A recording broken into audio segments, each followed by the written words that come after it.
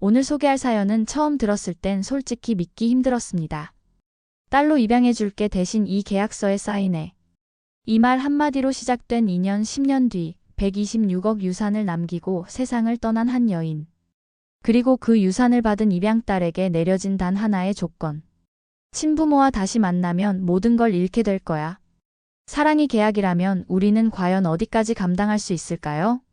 오늘의 사연 함께 들어보시죠. 그날 오후 로펌의 대리석 바닥을 걸으며 나는 내 발걸음 소리가 유독 크게 들린다고 생각했다. 딱딱한 구두 뒤축이 바닥을 칠 때마다 메아리가 울렸고 그 소리는 마치 내 심장박동과 묘하게 어긋나는 리듬을 만들어냈다. 접수대 직원이 건넨 봉투는 생각보다 무거웠다. 크림색 봉투 위에 또박또박 쓰인 글씨가 눈에 들어왔다. 고 유수님. 그리고 그 아래 조금 더 진한 잉크로 쓰인 상속인 박수진. 나는 그 순간 이상한 기분을 느꼈다. 마치 오래전에 잃어버린 물건을 우연히 발견했을 때의 그런 감정. 반가움도 아니고 슬픔도 아닌 그저 시간이 멈춘 듯한 정적함이었다. 봉투를 뜯는 손가락 끝이 미세하게 떨렸다. 종이가 찢어지는 소리가 사무실의 고요함을 깨뜨렸고 그 안에서 나온 서류들을 볼 때까지 나는 숨을 제대로 쉬지 못했다. 126억. 그 숫자가 눈에 들어오는 순간 나는 무의식적으로 헛웃음을 지었다. 웃음이라고 하기엔 너무 쓸쓸했고 한숨이라고 하기엔 너무 건조했다. 사랑을 돈으로 환산한다면 나는 꽤 비싼 딸이었나 보다. 유수님 씨는 내게 모든 것을 남겼다. 아파트, 예금, 주식, 심지어 그녀가 평생 모았던 골동품들까지. 하지만 조건이 하나 있었다. 변호사가 차분한 목소리로 읽어준 그 문장이 귓가에 맴돌았다. 친부모와 다시 접촉할 경우 상속권은 즉시 소멸되며 모든 재산은 지정된 자선단체로 이관됩니다. 나는 그 말을 들으며 10년 전을 떠올렸다. 고등학교 2학년이던 내가 그녀의 집 거실에 서 있던 그 순간을 그때도 조건이 있었다. 친모와의 연락을 끊는 것 그 대가로 새로운 삶을 준다는 것. 로펌을 나서며 나는 발걸음을 늦췄다. 거리의 소음이 갑자기 크게 들렸다. 차 소리, 사람들의 발걸음, 어디선가 들려오는 음악소리 모든 것이 너무 생생했다. 마치 오랫동안 물속에 있다가 갑자기 수면 위로 올라온 것 같았다. 그날 밤 나는 유수님 씨가 살았던 집 앞에 서 있었다. 2층 양옥집. 작은 정원에는 그녀가 정성스럽게 가꾼 장미꽃들이 여전히 피어 있었다. 붉은 장미, 하얀 장미, 연분홍 장미들이 저녁바람에 살랑살랑 흔들렸다. 유수님을 처음 만난 건 내가 고등학교 2학년 때였다. 그 시절에 나는 지금 생각해봐도 참 초라했다. 교복은 언제나 구김이 가 있었고 신발은 밑창이 닳아서 비가 오면 발이 젖었다. 가방끈은 한쪽이 끊어져서 안전핀으로 대충 고정해 놓은 상태였다. 그날도 나는 친구 은정이네 집에서 저녁을 얻어먹고 있었다. 은정이 엄마가 차려준 된장찌개와 김치볶음을 먹으며 나는 가슴 한구석이 묘하게 아팠다. 따뜻한 밥을 먹는 것이 이렇게 고마울 수가 없었지만 동시에 남의 집에서 끼니를 해결하는 내 처지가 부끄러웠다. 그때 현관문이 열리는 소리가 들렸다. 다녀왔습니다. 차분하고 낮은 목소리였다. 은정이가 벌떡 일어나 인사를 했다. 엄마 오셨어요. 그리고 거실로 들어온 여자를 본 순간 나는 수저를 든 손이 멈췄다. 유수님이었다. 키가 작지도 크지도 않은 그저 평범한 체구의 중년 여성. 하지만 그녀의 눈빛에는 뭔가 특별한 것이 있었다. 깊고 고요한 물처럼 잔잔하면서도 그 안에 무언가 단단한 것이 가라앉아 있는 것 같았다. 안녕하세요. 나는 어색하게 인사했다. 그녀는 고개를 끄덕이며 내 쪽을 바라봤다. 그 시선이 내 얼굴에서 교복으로, 교복에서 낡은 가방으로 천천히 이동하는 것을 느꼈다. 하지만 그 시선에는 동정이나 연민 같은 것이 없었다. 그저 무언가를 관찰하는 듯한 차분한 호기심만이 있었다. 저녁을 다 먹고 설거지를 도우려 했지만 은정이 엄마가 손사래를 쳤다. 나는 가방을 메고 집으로 돌아갈 준비를 했다. 그런데 유수님이 나를 불렀다. 수진아, 잠깐. 나는 뒤돌아봤다. 그녀가 손에 든 종이 한 장을 내게 내밀었다. 이거 내 성적표지? 은정이가 가져다 놨나 보다. 나는 고개를 끄덕였다. 그녀는 성적표를 찬찬히 들여다봤다. 전 과목 A, 특히 국어와 영어는 어플러스였다. 그 성적표는 내가 가진 몇 안 되는 자랑거리 중 하나였다. 우리 집에서 지낼 생각 없니? 그녀의 말이 예상 밖이어서 나는 한동안 대답을 못했다. 그저 그녀의 얼굴을 바라볼 뿐이었다. 그녀는 계속해서 말했다. 혼자 사는 게 힘들 것 같은데. 여기서 학교도 다니고 공부에 집중할 수 있게 해줄게. 그 말이 시작이었다. 며칠 뒤 유수님은 내게 계약서를 내밀었다. A사 용지 3장짜리였다. 첫 페이지 맨 위에 입양 계약서라고 쓰여 있었다. 나는 그 글자들을 여러 번 읽었다. 입양, 그 단어가 주는 무게감이 생각보다 컸다. 계약서의 내용은 간단했다. 유수님이 나를 법적으로 입양하고 나는 그녀의 성씨를 쓰며 생활비와 교육비를 지원받는다. 그 대가로 친모와의 연락을 완전히 끊어야 한다는 조건이 있었다. 그리고 마지막 조항에는 이런 문장이 있었다. 양녀는 양모의 재산을 상속받을 권리를 가지되 친모와 재접촉 시 상속권은 자동으로 소멸된다.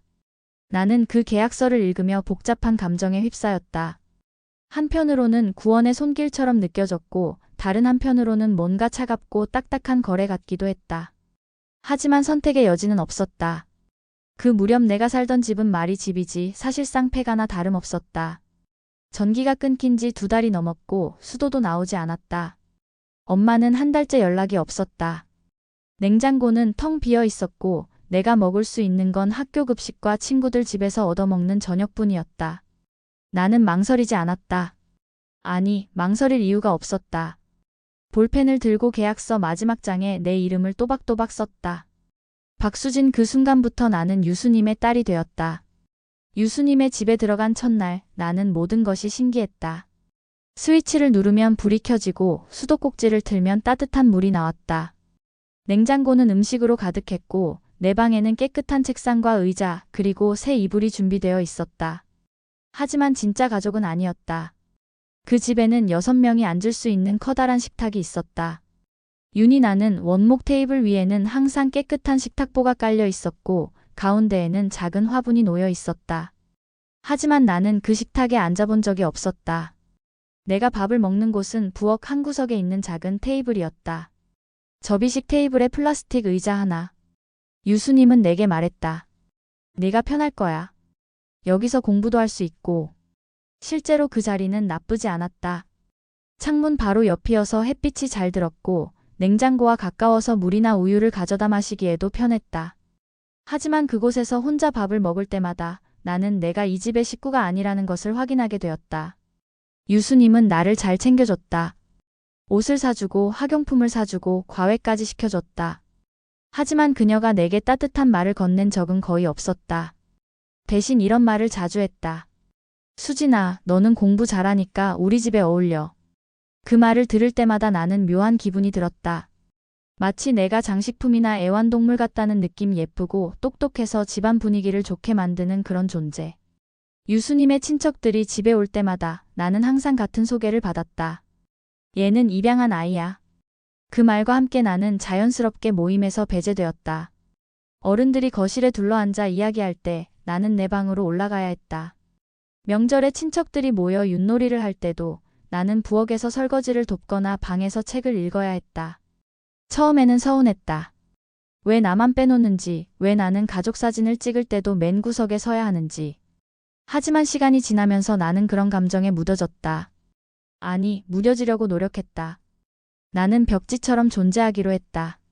있는지 없는지 모를 정도로 조용하고 어디에나 잘 어울리지만 특별히 눈에 띄지 않는 그런 존재. 그것이 이 집에서 살아가는 가장 편한 방법인 것 같았다. 학교에서 돌아오면 나는 곧바로 내 방으로 올라갔다. 숙제를 하고 책을 읽고 일기를 썼다. 저녁 시간이 되면 부엌으로 내려가서 혼자 밥을 먹었다. 유수님은 대부분 늦게 집에 왔고 집에 있을 때도 거실에서 TV를 보거나 방에서 책을 읽었다. 우리는 같은 집에 살았지만 거의 대화를 나누지 않았다. 가끔 학교 성적이 나오면 유수님이 성적표를 확인하고 짧게 칭찬했다. 이번에도 잘했네. 그게 전부였다. 고등학교 3학년이 되었을 때 나는 대학 진학에 대한 부담을 느끼기 시작했다. 성적은 좋았지만 서울의 좋은 대학에 가려면 더 많은 준비가 필요했다. 논술학원비, 입시 컨설팅 비용, 각종 시험 응시료까지 생각보다 많은 돈이 들었다. 나는 유수님에게 조심스럽게 말했다. 논술학원을 다니고 싶은데요. 그녀는 고개를 끄덕였다. 얼마나 드는데? 한 달에 40만 원 정도요. 알겠어. 내일 학원에 전화해 볼게. 그녀는 주저하지 않았다. 내가 원하는 학원에 등록시켜줬고 추가로 영어회화 수업까지 들을 수 있게 해줬다. 그때 나는 처음으로 유수님에게 고마움을 느꼈다. 하지만 동시에 부담도 느꼈다. 이 모든 투자에는 분명히 기대가 따를 것이었다. 좋은 대학에 가서 좋은 직장에 취직해서 그녀의 선택이 옳았다는 것을 증명해야 한다는 압박감. 그 무렵 나는 자주 꿈을 꾸었다. 친엄마가 나타나는 꿈. 그녀가 울면서 나를 찾는 꿈. 내가 그녀를 외면하는 꿈 깨고 나면 가슴이 답답했지만 나는 그 감정을 억누르려 했다. 이미 선택한 길이었으니까. 나는 서울의 한 대학교 국문과에 입학했다. 합격 소식을 들었을 때 유수님은 처음으로 환한 미소를 지었다. 역시 내 눈이 틀리지 않았어. 그녀는 내게 축하 선물로 노트북을 사줬다. 최신 모델이었다. 그리고 대학 등록금과 생활비도 넉넉하게 지원해줬다. 공부에만 집중해. 아르바이트는 하지 마. 나는 그 말을 들으며 복잡한 감정을 느꼈다. 고마운 마음과 함께 뭔가 묶여있다는 느낌도 들었다. 내가 받는 모든 지원에는 보이지 않는 끈이 달려 있었다. 그 끈의 다른 쪽 끝을 유수님이 쥐고 있었다. 대학교 1학년 여름방학 나는 처음으로 유수님에게 제안했다. 자취를 해보고 싶어요. 그녀의 표정이 순간 굳어졌다. 왜? 집에서 통학하면 되잖아. 독립해보고 싶어요. 혼자 생활하는 법도 배우고. 한참 동안의 침묵 후 그녀가 말했다. 좋아. 대신 한 달에 한 번은 집에 와. 그렇게 나는 학교 근처에 작은 원룸을 얻었다. 7평 남짓한 공간이었지만 내게는 진짜 내 공간이라는 느낌이 들었다. 처음으로 내가 선택한 가구들로 꾸민 공간. 내가 먹고 싶은 음식을 해먹을 수 있는 부엌, 아무도 간섭하지 않는 내만의 시간. 하지만 완전한 자유는 아니었다. 한 달에 한 번씩 유수님의 집에 가서 안부를 전해야 했고 성적표도 보여드려야 했다. 그녀는 여전히 나를 관찰하고 있었다. 대학을 졸업한 나는 한 출판사에 취직했다. 신입 편집자로 시작해서 열심히 일했다. 월급은 많지 않았지만 내가 번 돈으로 생활한다는 것이 뿌듯했다. 유수님은 내가 취직했다는 소식을 듣고 또 한 번 만족스러워했다. 이제 진짜 어른이 됐네. 하지만 그녀는 여전히 나에게 용돈을 줬다. 명절 때마다, 생일 때마다 봉투에 든 돈을 건넸다. 나는 받지 않으려 했지만 그녀는 고집을 부렸다. 받아도 나중에 필요할 때가 있을 거야. 시간이 흐르면서 나는 점점 평범한 삶에 안주하게 되었다. 회사에서 열심히 일하고 주말에는 친구들을 만나고 가끔 여행도 다녔다. 연애도 했다. 2년 정도 사귄 남자친구가 있었지만 결혼까지는 생각하지 않았다. 그 무렵 유수님이 아팠다. 처음에는 감기인 줄 알았다. 하지만 병원에 가보니 폐암이었다.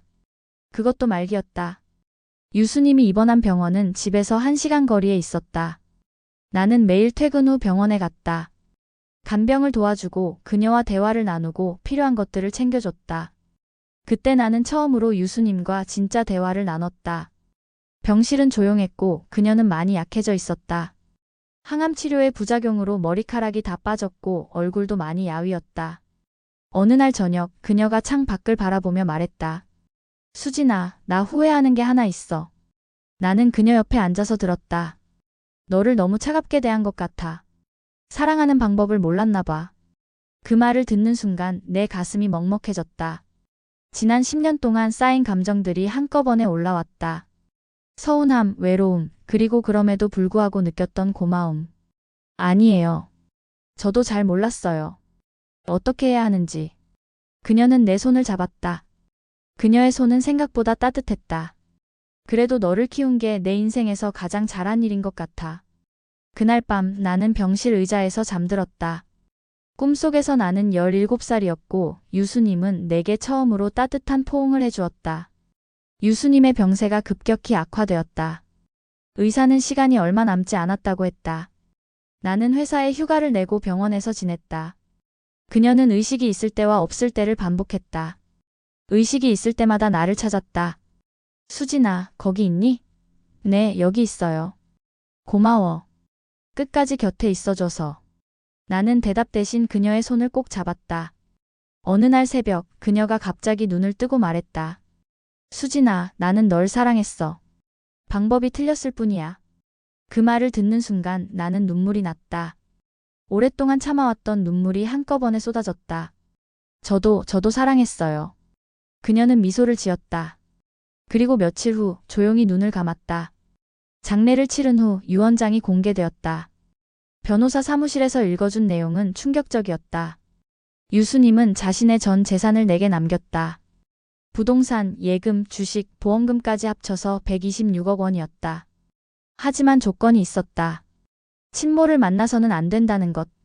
만약 접촉할 경우 상속권은 소멸되고 모든 재산은 청소년 지원 단체로 기부된다는 것이었다. 나는 그 조건을 보며 복잡한 마음이 들었다. 10년 전 계약서와 똑같은 조건이었다. 죽음 앞에서도 그녀는 나를 통제하려 했다. 하지만 다른 한편으로는 이해가 되기도 했다. 그녀는 끝까지 나를 보호하려 한 것일지도 모른다. 친모가 다시 나타나서 내 삶을 흔들어 놓을까봐 걱정했던 것일지도. 유언장을 받은 지 일주일 후 그날 밤 나는 집에서 TV를 보고 있었다. 평범한 일요일 저녁이었다. 그런데 갑자기 현관문을 두드리는 소리가 들렸다. 똑똑똑. 처음에는 택배인가 싶었다. 하지만 시간이 밤 9시가 넘어 있었다. 나는 문 앞으로 다가갔다. 누구세요? 대답이 없었다.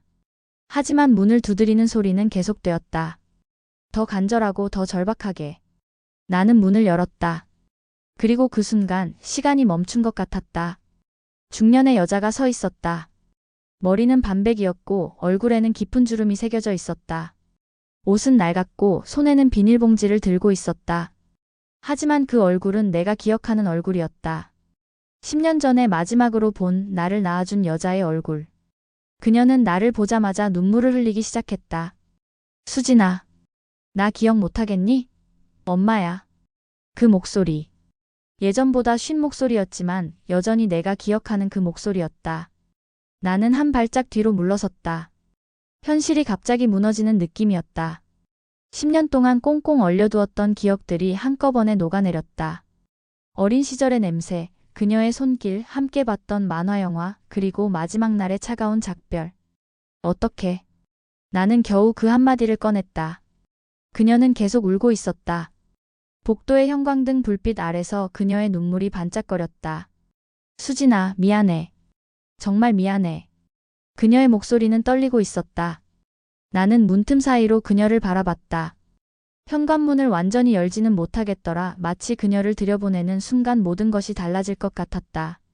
어떻게 여기를 알았어요? 신문에 부고가 났더라. 유수님 씨 부고에 내 이름이 있어서. 그녀는 비닐봉지를 꼭 쥐고 있었다. 그 안에 뭔가 들어있는 것 같았다. 그래서 찾아왔어. 한 번만 보고 싶어서. 나는 여전히 문 사이에 서 있었다. 완전히 열지도 완전히 닫지도 못한 채로. 그녀를 보고 있으니 마음 한구석이 뜨거워지는 것을 느꼈다. 하지만 동시에 머릿속에서는 유수님의 목소리가 들렸다. 친모와 다시 접촉할 경우. 그날 밤 나는 잠들 수 없었다.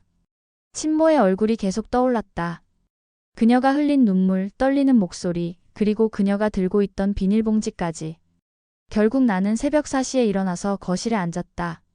탁자 위에는 유언장 사본이 놓여 있었다. 126억이라는 숫자가 눈에 들어왔다.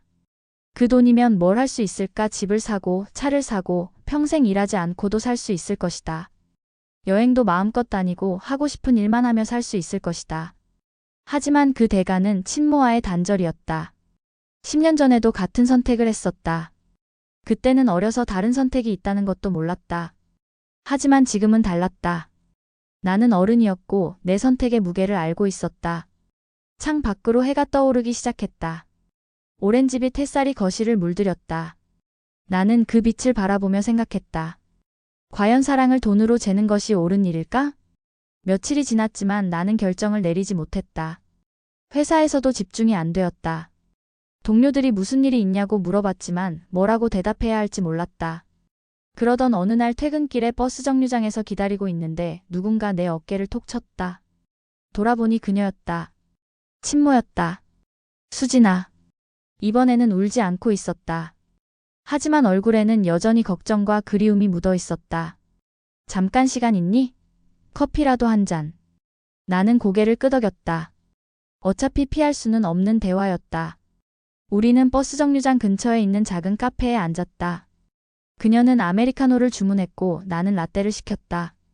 오랫동안 아무도 말하지 않았다. 카페의 배경음악만이 우리 사이의 침묵을 채웠다. 그녀가 먼저 입을 열었다. 많이 예뻐졌다. 나는 대답하지 않았다. 그녀는 계속해서 말했다. 신문에서 내 이름을 봤을 때 정말 깜짝 놀랐어. 유수님 씨 부고란에 상주로 내 이름이 있더라고. 그녀는 가방에서 신문 스크랩을 꺼냈다. 부고란이 노랗게 발에 있었다. 10년 동안 너를 찾고 있었어. 찾으면 안 되는 거였잖아요. 내 목소리는 생각보다 차가웠다. 그녀의 얼굴이 일그러졌다. 그때는 어쩔 수 없었어. 정말로. 어쩔 수 없었다고요? 나는 커피잔을 내려놓았다.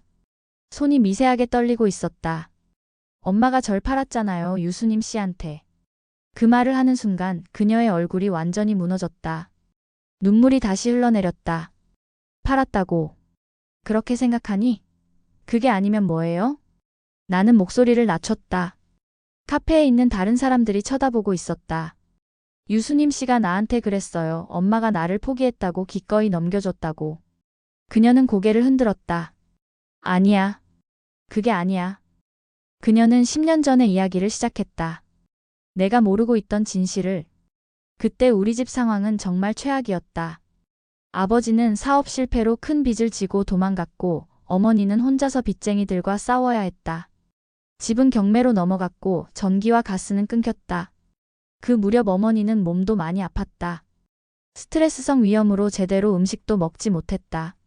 병원비도 없어서 치료도 받지 못했다. 그때 유수님 씨가 나타났어. 내 친구 엄마라고 하면서. 유수님은 내 상황을 알고 있었다. 그리고 어머니에게 제안했다. 나를 잠깐 맡아주겠다고 상황이 나아질 때까지만. 처음에는 거절했어. 내 딸을 어떻게 남한테 맡겨. 하지만 상황은 점점 더 나빠졌다. 빚쟁이들이 집까지 찾아왔고 어머니는 도저히 나를 보호할 수 없었다. 그래서 며칠만이라고 생각하고 보냈어. 네가 안전한 곳에서 지낼 수 있도록. 하지만 유수님은 다른 계획이 있었다. 며칠 후 그녀는 어머니에게 입양 계약서를 가져왔다. 이렇게 하는 게 수진이한테 좋을 거라고 했어. 좋은 환경에서 공부할 수 있고 대학도 보낼 수 있다고. 어머니는 거절했다. 하지만 유수님은 포기하지 않았다. 그 여자가 협박했어. 협박이요? 내 아버지 빚 문제를 들고 나왔어. 만약 내가 수진이를 데려가지 않으면 빚쟁이들한테 내가 어디 있는지 알려주겠다고. 그 말을 듣는 순간 나는 숨이 막혔다. 유수님이? 그렇게 차분하고 품이 있던 그녀가? 그래서 울면서 서명했어. 내가 널 지킬 수 없으니까. 며칠 후 유수님 씨의 비서가 내게 편지를 가져왔다. 그녀가 죽기 전에 마지막으로 쓴 손편지였다. 편지 봉투는 두껍고 고급스러운 종이었다. 내 이름이 그녀의 정성스러운 글씨로 쓰여 있었다. 나는 조심스럽게 봉투를 뜯었다. 편지는 3장이었다. 첫 장부터 마지막 장까지 그녀의 솔직한 마음이 담겨 있었다. 수진아, 이 편지를 읽고 있다는 것은 내가 이미 세상을 떠났다는 뜻이겠지. 살아있을 때 하지 못한 말들을 이렇게 글로 남긴다. 너를 입양한 건 단순한 동정이 아니었어. 처음 내 성적표를 봤을 때 나는 내 안에서 내가 가지지 못한 무언가를 봤어.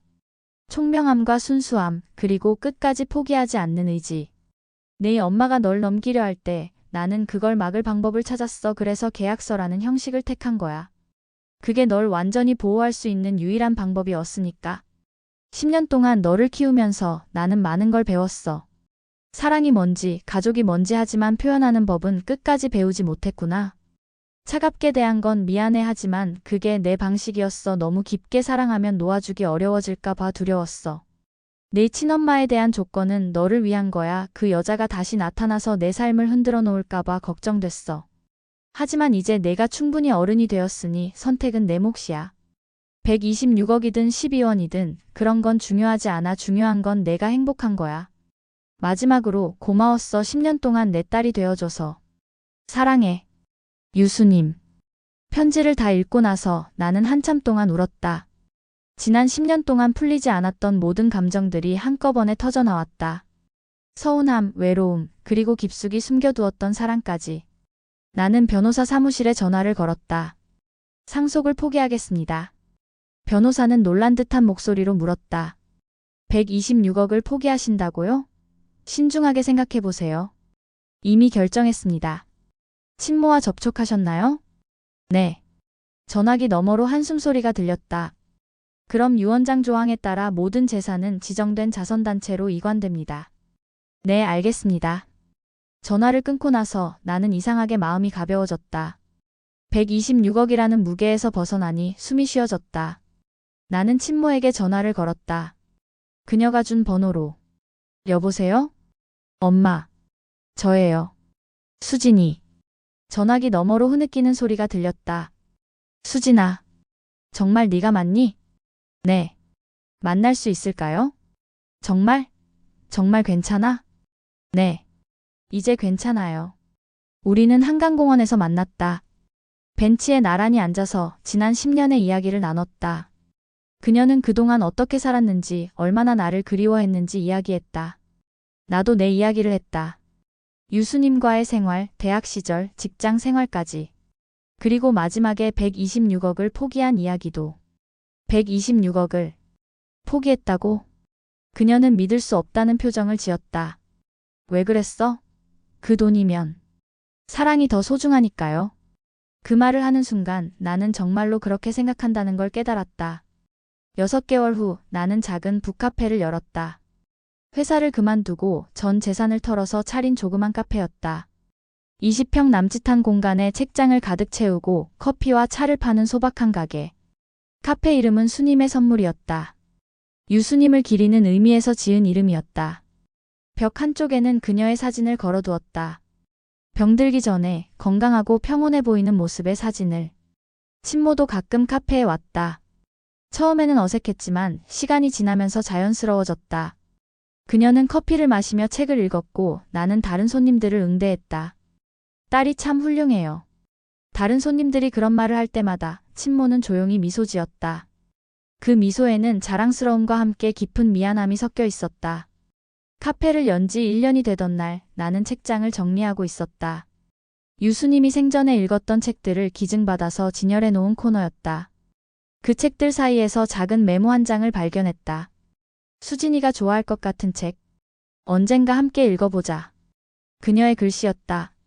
그 메모를 본 순간 나는 또다시 가슴이 뜨거워졌다. 그녀는 죽기 전까지도 나를 생각하고 있었던 것이다. 그날 저녁 카페 문을 닫고 나서 나는 그 책을 읽었다. 시집이었다. 윤동주의 시집 책장을 넘기다가 한 구절에서 멈춰섰다. 별을 노래하는 마음으로 모든 죽어가는 것을 사랑해야지. 그 시를 읽으며 나는 생각했다. 유수님도, 친모도, 그리고 나도.